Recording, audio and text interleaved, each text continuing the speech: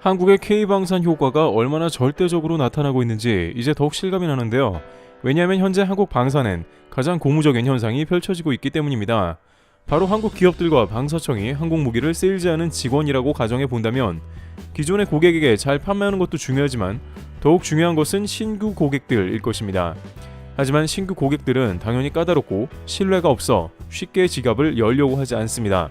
이럴 때 중요한 것은 한국이라는 브랜드가 신뢰를 얻고 너도 나도 사업을 하려고 달려드는 모양새입니다. 한국하면 반도체, 조선, 2차 전지 등 현재 전 세계를 주름잡고 있는 사업들이 바로 그러한 종류입니다. 그런데 이제 K방사는 그러한 면에서 수백 년간 거래 없던 국가들을 불러들여 깜짝 놀라게 하고 있습니다. 물론 이 가운데 한국은 해당 국가들을 중간중간 돌아보고 챙겨줬다는 후일담도 들려오고 있습니다. 그들도 늘 한국에는 고마운 생각을 하고 있었지만 차마 방산에는 쉽게 협력할 생각을 못하다가 이제 K방산이 전 세계적으로 유명하고 신뢰가 두터워지자 대거 예산을 편성한 게 아니냐는 겁니다. 게다가 이 국가들은 작은 규모임에도 불구하고 엄청난 자본을 준비 중이라 주목되고 있는데요. 현재 전 세계 어떠한 국가가 한국과 방산을 진행하려는 전망이 나오는지 궁금해지는데요. 우선 이 국가들은 K방산 이전에 한국과 수백 년간 거래가 없다가 최근 수년간 크게 달라졌습니다. 코로나를 비롯해 다양한 상황을 거치면서 한국을 크게 신뢰할 수 있게 된 모양새였습니다. 이들이 한국과 어떠한 사업을 진행했으며 이것이 결국 방산까지 연결되었나 살펴야 하는데요. 바로 이 지역은 중남미 지역인데 최근 들어서 한국에 다양한 인프라 사업 문의가 급증하고 있다고 합니다. 대부분의 나라들은 극심한 경제 침체를 겪고 있는 데다가 일자리까지 크게 감소해 각국은 위기 타개책이 필요합니다. 이럴 때 중남미와 같이 일부 인프라가 열악한 곳은 대규모 자금을 투입해 인프라를 투자하는 것이 매우 좋은 방법입니다. 일자리를 창출할 수 있는 데다가 기본적으로 경제 성장률이 높은 잠재적인 국가들이므로 경제 발전에 도움이 되죠. 따라서 정부는 한국 기업을 매칭하는 한편 외교부는 고위급 대면 외교 등을 통해 지원하고 있습니다. 하지만 한국은 이와 같은 중남미의 움직임이 뜻밖이라고 전해집니다.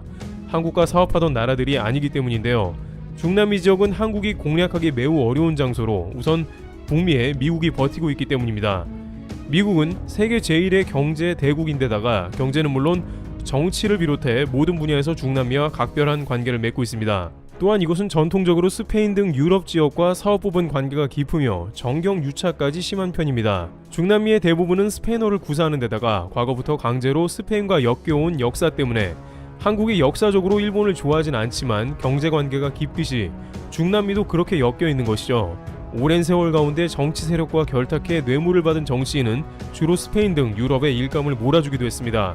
실제 최근 브라질 등 중남미의 주요 국가들에서는 이 같은 뇌물 공여 사건이 줄줄이 터진 상황이었습니다. 결국 이런 상황은 다양한 국가에서 새로운 정부를 들어서게 했고 이런 국가들은 기존의 틀을 깨기 시작했습니다. 게다가 결정적으로 이번 코로나 사태로 인해서 많은 남미 국가들의 대한민국이 각인된 계기가 된 것입니다. 한국은 다양한 남미 국가들에게 진단키트를 신속하게 제공하고 믿을 수 있는 방역용품을 제공하는데 최선을 다했습니다. 어떻게 보면 이런 대규모 인프라 공사는 중국같이 저렴하고 대규모의 공사를 많이 해온 국가가 유리할 수도 있습니다만 중국이 중남미에 보낸 방역용품은 대부분 불량이 많아서 폐기 처분하고 한국 것을 다시 주문한 경우도 많았습니다. 중국의 불량 방역 물품으로 인한 불신은 결국 중국이 경쟁력 있는 가격을 제시한다고 하더라도 실제로 한국을 택하는 경우가 많았습니다. 파나마의 지하철 3호선은 현대건설과 중국 국영기업인 중국철도그룹이 맞붙었으나 결국 한국이 승리했습니다. 중국은 모든 면에서 중국이 딱히 한국에 부족한 게 없다고 판단, 거세게 재심사를 요구했지만 파나마 측은 실제 기술 점수에서 중국 철도그룹이 현대건설에 미치지 못했다는 이유를 제시했습니다. 여기서 한 가지 흥미로운 점은 원래 3호선 라인은 한국도 중국도 아닌 스페인의 FCC가 유력했지만 스페인 FCC는 전 파나마 대통령과 변호사 등에게 뇌물을 제공해서 수주를 따내려고 했기 때문에 이번 입찰에서 애초에 탈락하게 되었고 한국은 그 기회를 잡아서 수주를 획득하게 된 것입니다. 또한 여기에 중남미는 아무래도 미국의 영향력이 좀 더 미치는 국가들이 다수 존재하기 때문에 중국 외의 국가들을 선호하는 경우도 생깁니다. 이러한 반중의 흐름도 한국엔 도움이 되는 것이죠. 중국은 이미 아르헨티나, 에콰도르 등 수많은 나라들의 바다에 배를 몰고 가서 수자원을 강탈하기도 했으며 남미의 수리남은 이미 중국계 정치인이 점령하여 중국화되어 가고 있고 나라가 크게 흔들리고 있습니다. 이런 상황은 결국 인프라를 대거 발주하고 있는 중남미로부터 한국이 좀 더 많은 수주를 내는데 도움이 되는 것입니다. 그러나 아무리 환경이 좋다고 하더라도 한국이 실력이 없고 신뢰를 주지 못한다면 소용이 없습니다. 이젠 전세계의 모든 스펙을 놓고 비교하는데 어렵지 않은 시대로 각국은 가장 실력있고 신뢰할 만한 나라와 일하기 원합니다. 그런데 동북아의 지도에서 잘 눈에 띄지도 않은 작은 나라 한국은 엄청난 실력을 가지고 있었습니다. 예를 들어 공항 운영과 서비스 분야, 건설 등은 세계에서 최고의 수준을 뽐내면서 그 노하우를 전수하고 있었죠. 이를 놓치지 않은 페루 당국은 세계 7대 불가사의 마추픽추의 관문을 여는 공항을 한국에 맡깁니다. 한국은 마추픽추의 신공항 설계를 담당해 건설은 물론 운영과 서비스까지 맡는 기염을 토했습니다.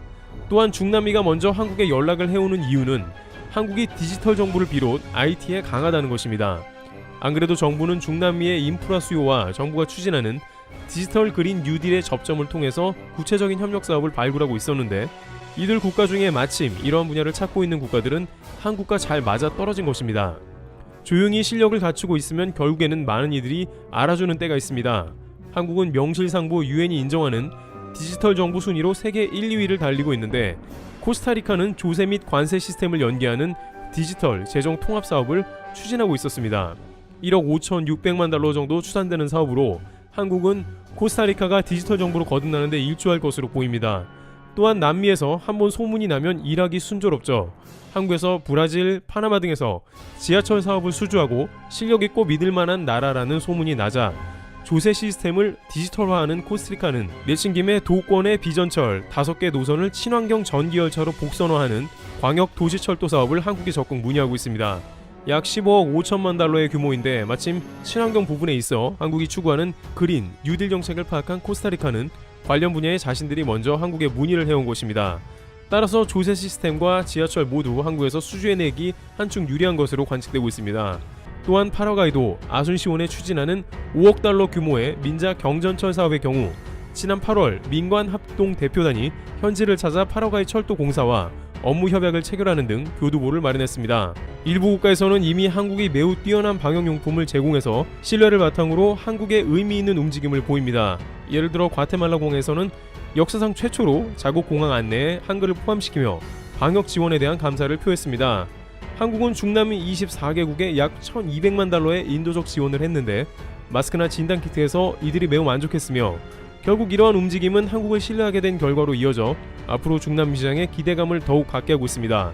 실제 중남미 시장은 중동과 아시아에 이어 한국의 3대 해외 건설 시장으로 전체 해외 건설 수주에서 차지한 비중이 작년 0.6%에서 올해 23%로 상당한 증가폭을 보였습니다. 특히 중미 국가들이 포스트 코로나 시대를 맞아 한국형 뉴딜과 관련된 디지털 전환, 전자정부, 친환경 인프라 구축을 적극적으로 추진하고 있어 한 중미 FTA를 통해 국내 기업의 진출 기회가 점차 확대될 것으로 기대됩니다.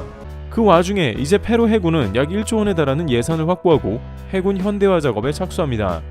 실제 한국은 페루 해군의 현대화 작업의 선두주자로 이미 계약을 다수 진행 중입니다. 그들은 6척의 함정을 도입할 것이며 한국 조선해양과 STX 등이 거론되고 있는 상황이기도 합니다.